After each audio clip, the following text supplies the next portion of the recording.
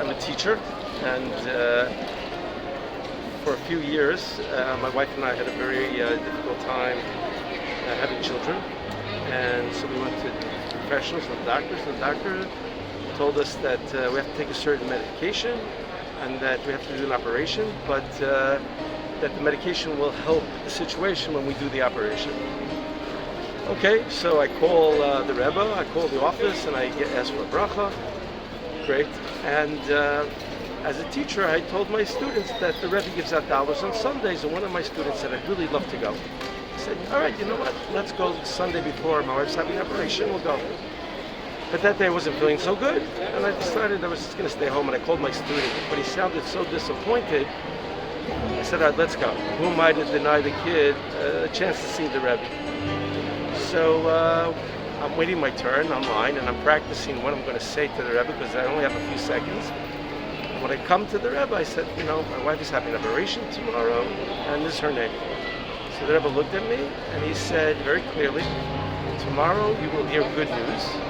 I wished a refuah shalema, and off we went. Great. Next day, my wife and I go to the hospital, and she's all prepped for the operation. And the doctor says it'll be a few hours. I asked the doctor, what should I do? The doctor happened to be a religious Jew, and he said, you safe to heal? So he said the operation will take about 4 hours or something. And it was a little bit of a risky operation, but he felt that with the medicine that they used, it should minimize the risk. About an hour later, I see the doctor coming down the hallway. I thought, oh my God, something bad happened. He said, I don't know. He said, someone must have been saying Tehillim for you. He said, but you know that before I started to operate, I did one more test, and I see that the condition doesn't exist anymore. I said, what? He said, yeah, it's not there anymore. So I said, what do I do? He said, now go home and have babies. And that's what he said.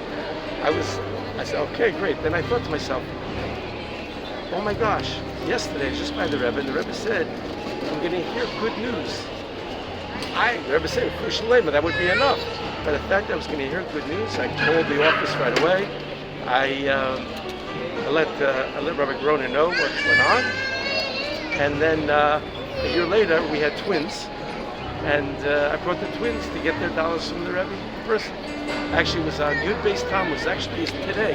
That is crazy. That is crazy.